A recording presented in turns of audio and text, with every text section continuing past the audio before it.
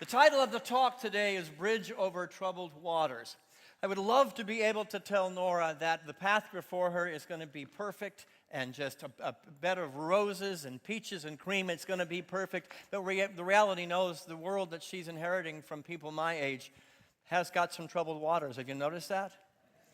You know, my generation has created some challenges that we're handing off to that young lady and her generation, and they're going to have to handle. But I want to make a promise today, and I want this congregation to make a promise that we will be there with the mess that we've handed her. We will be there as a bridge over troubled waters. That's a commitment that we owe that generation and the next and the next and the next generation. And maybe we can take this idea of oneness that we think, oh, it exists here in this room, or it exists with all people that exist on the planet today. But let me tell you, that's a very narrow view. It exists to generations that have yet to make their way to the earth. And our responsibility on Graduation Sunday is to pay it forward, to have a consciousness to know that it is not a narrow vision that we talk about when we talk about oneness. It is very broad, and it goes both directions, to the past and to the future. I want to begin with a poem called The Bridge Builder. You may have heard it before, but it absolutely it needs repeating. It's so powerful. Let me read this together. It's by Will Allen Dromgoole. An old man going a lone highway came at the evening cold and gray to a chasm vast and deep and wide through which was flowing a sullen tide. The old man crossed in the twilight dim. The sullen stream had no fear for him. But he turned when he was safe on the other side, and he built a bridge to span that tide. Old man, said a fellow pilgrim near, you are wasting your strength with building here. Your journey will end with the ending day. You never again will pass this way. You've crossed the chasm, deep and wide. Why build this bridge at evening tide? The builder lifted his old gray head. Good friend, in the path that I have come, he said, there followed after me today a youth whose feet must pass this way. This chasm that has been as naught to me, to that fair-haired youth may a pitfall be. He too, she too, must cross in the twilight dim. Good friend, I am building this bridge for him. I love that poem because it puts a sense of responsibility in my heart and my mind, especially on a graduation Sunday, of the responsibility that we have. We remind ourselves today on this graduation Sunday that the energy we bring to the planet is not just for us. Has anybody noticed that New Thought and New Thought principles in churches? There is a tendency to create a selfish mindset. I'm here to get healthy. I'm here to heal my wounds. I'm here to learn lessons. I've got mine, I'm good. And that kind of is built into the fabric of New Thought, but we as a community are working very diligently this year to go from me to we. We will still honor and celebrate the me as our graduate stands up here and gets blessed and her family. But there must be a we, that we are in this together. In fact, say that with me. We are in this together. We are in this together. What we do here in this community on Sunday morning between the hours of 11:15 and however long it takes is not just for us. It is a legacy. It is a legacy of good that we must be mindful of as we stand here and hug each other and sing songs and laugh and meditate and pray. It is a legacy that we pass down to the next generation. How many people know the name Jonas Salk? Know the name. Great cure for polio. This is what Jonas Salk says our responsibility is. Together, our greatest responsibility is to be good ancestors. I love that. And sometimes in New Thought, it's, my greatest responsibility is to be the best me. Yeah, that's one of your responsibilities, but your greatest one is to hand the legacy down. To be a great, tremendous ancestor who had a consciousness to understand the work you're doing, the spiritual work you're doing, is for generation after generation after generation. As bridge builders between the past, the present, and the future, for Nora, for all the kids who are moving up to the next level of education, for all the children of God in this room that are moving up to transformation, that are moving up to a higher awareness, a consciousness. We know that what we cultivate in this now moment is not an isolated blessing. It never has been, it never will be. But it is a bequest. It is an inheritance that assures that those who are coming up after us benefit from our lessons, from our decisions, from our experiences, from our actions, from our difficulties. Our greatest responsibility is to be a good ancestor. I think New Thought needs to teach that more. What about you?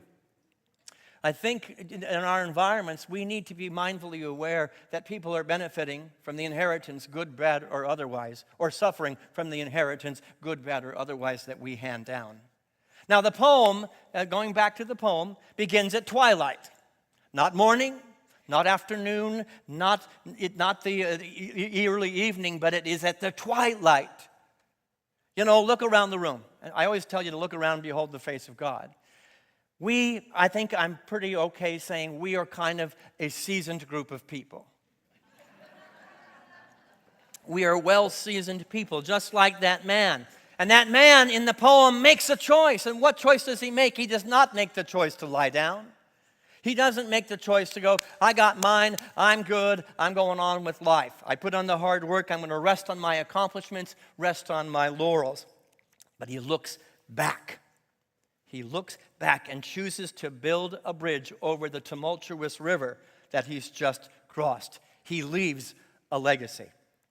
How many of us, after we have crossed our difficulties, our river of life experiences, with currents of doubt, lessons, currents and waterfalls of pain and difficulty, and rapids of earthly challenges, we think, well, I got through. A lot of us do that. Look at me. I am so good, I got through that river. And then we go, I'm done here. My work is done here. No. When enlightenment happens, the work has just begun. Before enlightenment, chop wood and carry water. After enlightenment, together, chop wood, carry water. The work is just beginning. No, you're good. I'm enlightened. No, the work is just beginning. Perhaps the choice to just say, I'm good, I've got it, is the most self-serving one on the planet, and one that has no understanding that we belong to each other beyond time, beyond space, beyond location. This old man sees something different in the poem, a possibility to pay the lesson forward. There followed after me today a youth whose feet must pass this way. I look at that and I go, that's what this community is about, or should be about if we aren't. Understanding the young people. And when I say that they are the wisest among us, they are. And it starts with the infants that come into our doors, who are bringing a new paradigm, a new consciousness, a new idea that we as people who need to learn new tricks, old dogs in new tricks, the wisdom is coming into our doors, and we will either be an environment that is open to the new ideas and to change. Let me tell you, this community, like many others, doesn't like change. You're changing something, and I'm uncomfortable. Thank God we're changing things. We're experimenting, we're trying on new clothes. And we're allowing the youth of tomorrow, the leaders of this church tomorrow, to offer those clothes to us. And they may feel a little uncomfortable. But it is important that we remain open. Yes? This man is not building out of a place of obligation. He's not building from a place of somebody told me this is the right thing to do, or the minister got up and said this is the work that we do here, so we're supposed to do it. He is building from an authentic place of love, an organic place that he was created in and after, that doesn't have to think twice about building the bridge for those that are coming up behind him. He's recognizing that his footsteps benefited from the wise, the courageous, the diligent people who laid the bridge for him. I want you to call the name out of somebody. You're sitting where you are today in the skin, in the life, in the church that you are in because somebody built a bridge for you. when you were just coming up and you were a little wet behind the ears. I want you to speak the name on the count of 3 and say it loudly and proudly that their legacy still lives in you. 1, 2, 3. Their name. Speak their name regularly. You know, how many people of our seasoned age have had grandkids or great-grandkids come and say, I have to do a report about the ancestors, and I have to interview. Has anybody else had to have that? I love that moment when my grandkids said, I have to do a paper and I have to interview somebody. It might as well be you. And I wonder, what are my grandkids going to say about me? Is my tombstone going to read, he got his own, did a good job, he was courageous, he was a hero? Or is it going to say he made a difference? And he made a difference to me, and to that one, and to that one, and to that one. Right now, you are writing a legacy that your great-great-grandchildren who will never meet you will talk about. What is the inheritance that you are handing them? Take a breath. What is the inheritance that you are handing the great-great-grandchildren that will want to tell their teacher and their class about? Let me tell you about my great-great-grandfather, Larry Storia. He was so kind. He was so loving. No one's going to say he was so rich. But I think you are rich. But the reality is, what is the legacy we are paying forward? Will it be love? Will it be fear? Will it be kindness or will it be anger? Careful the words that you are choosing. Careful the actions that you are taking on the planet, because your legacy is going to be passed down to Nora and every child that's going to walk the face of this planet for the next 300, 400, 500 years. Life and evolution calls us to not only walk our path, but to pave it for others who are walking home right behind us. That is a legacy that echoes throughout eternity. And you may not be handing down a legacy of a lot of money or a lot of possessions. Guess what? The money and the possessions don't go with you. And they may thank you for the inheritance of a big amount of income. But what they will remember for generations to come is the legacy of energy. We are in the business of energy. And sometimes in this community, I'll be honest, I've been one of them, I'm making decisions based on numbers.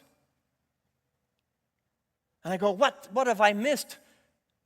I want to leave a legacy of energy that the numbers follow. The good that we do will bring the numbers.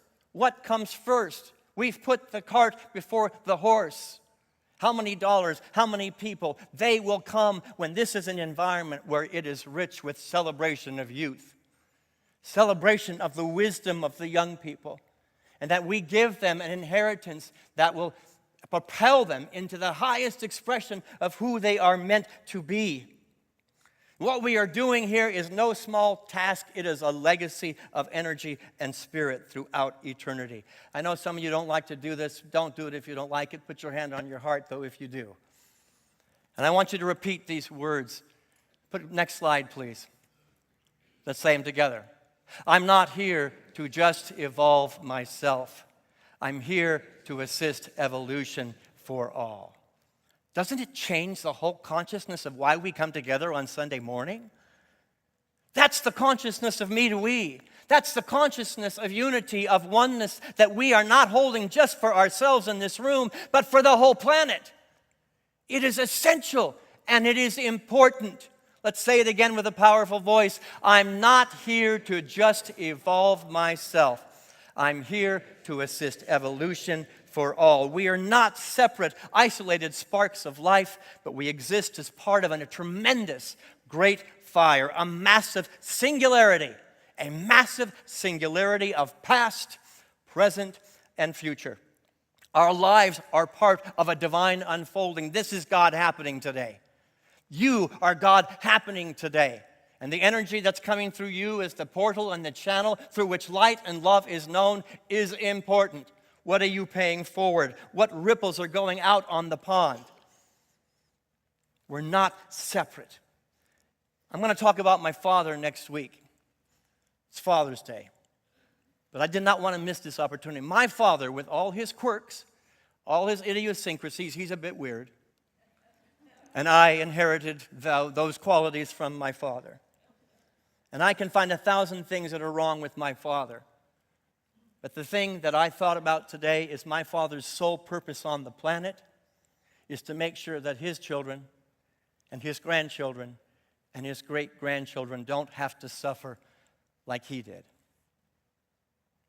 Now, he's a little bit out of balance. He turns over a penny 400 times before he spends it. But I remember the last visit I had with my father, and I'll speak more about it next week.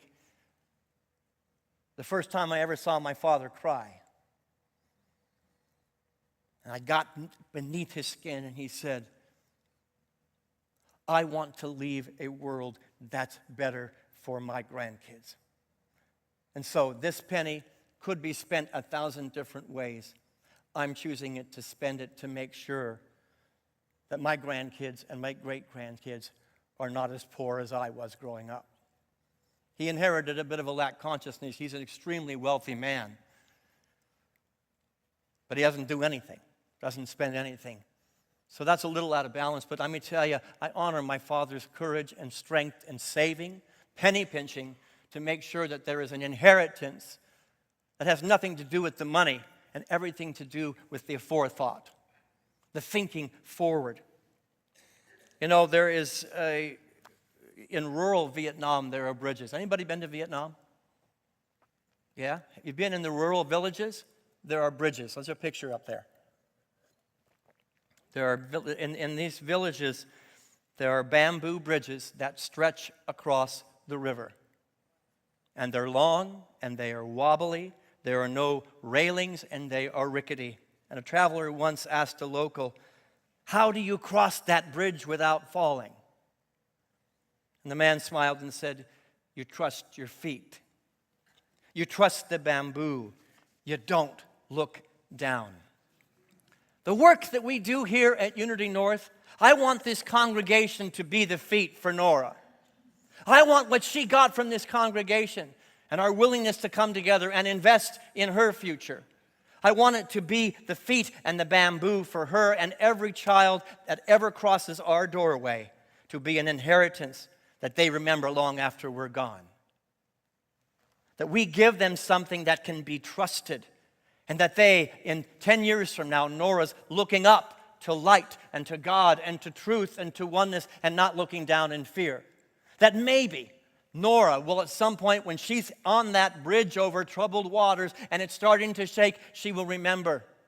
She will remember this moment. She will remember your kindness. She will remember YOU and Uniteens. She will remember the moment that somebody reached out and says, come home, sister. I know Nora, when she came to this, I couldn't get a word out of her. For her to get up here and speak is nothing short of a miracle. Let me tell you, she is wise. She is a sage. And I'm really happy that this congregation maybe was a small part of her unfolding. I want us to be the feet, to be the bamboo when the river gets tough and wobbly. Now, when we do that, that's what we're doing. We're leaving the legacy here at Unity North. Are there people that will critique us? And when you tell anybody about the work we're doing here at Unity North, you get critiques? Come on, they call us a cult. In the poem, old man said a fellow pilgrim near, you are wasting your strength with building here. Old man, old woman, seasoned veteran of spiritual truth, you're wasting your time. That's going to happen. There's a lot of people on the planet who will ask us, as we build our energetic bridges, why are you doing this? You cannot possibly make a difference on the planet. It's so divided. Bunch of people living in the what is of this current moment. We are the bridge between what was, what is, and what will be. And I quote my friend Don Quixote, who said, they call me mad, seeking treasure where there is only trash. But perhaps maddest of all is to see the world as it is and not as it can be.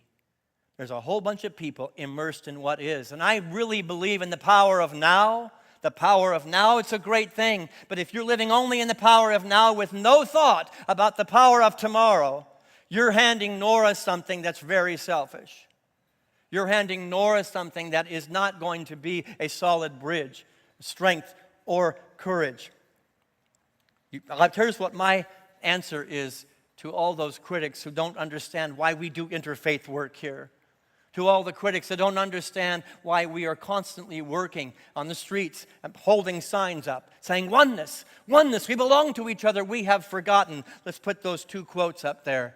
This Greek proverb speaks this lesson in 3 short words, sentences, together. A society grows great when old men plant trees whose shade they know they will never sit in.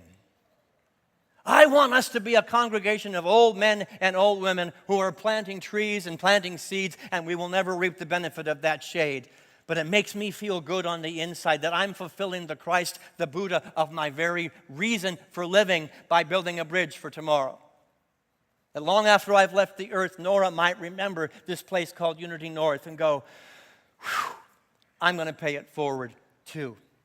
And then Dietrich Bonhoeffer, who was an advocate, an outspoken advocate against the Nazi Party, said this. Let's read it together. The ultimate test of a moral society is the kind of world it leaves to its children.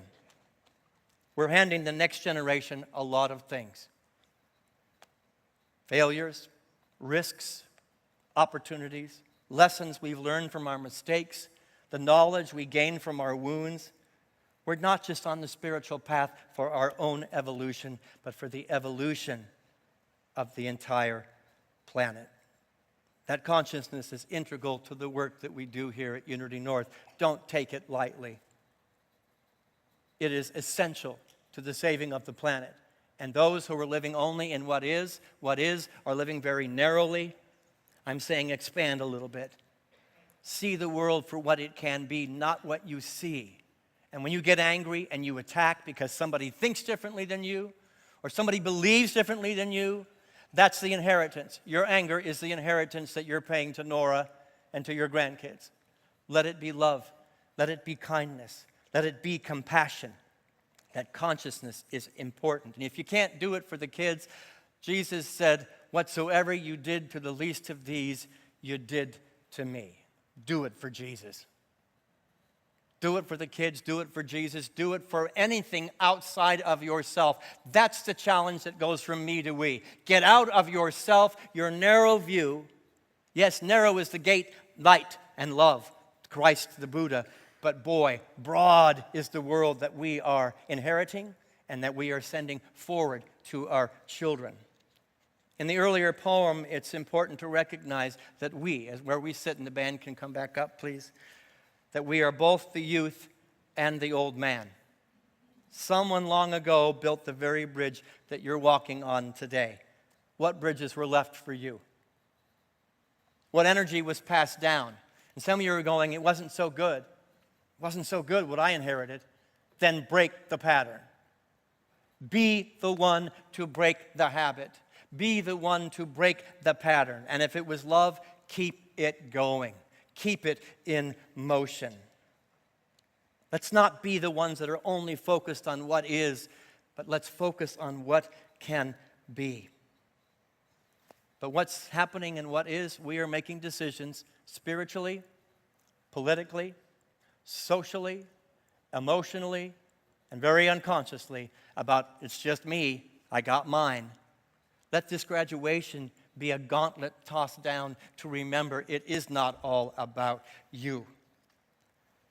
I mentioned my father and my grandmother who raised him, also a bit quirky, a little out there. But I remember on her 80th birthday, she lived another 18 years, we had a family reunion. And it was like one of those paintings where all the activities are going on all over the painting. We had cousins over here, cousins over there, aunts and uncles all having a party. And I saw my grandmother sitting on the porch looking at all this. And I went to talk to her and said, Grandma, what are you thinking? And she looked at me and she says, I'm responsible for all this. And as I prepared for the message today. That's the consciousness I want us as a community moving from me to we to do. To go, I am responsible for all this. When we see a beautiful family standing up here, I want us to have the heart that says, I'm responsible for this. And when we go out of this room, the nice, safe room, when we go into the world that feels like troubled waters, that you have the mindset and the consciousness and the awareness enough to go, I am responsible for this. What am I paying forward?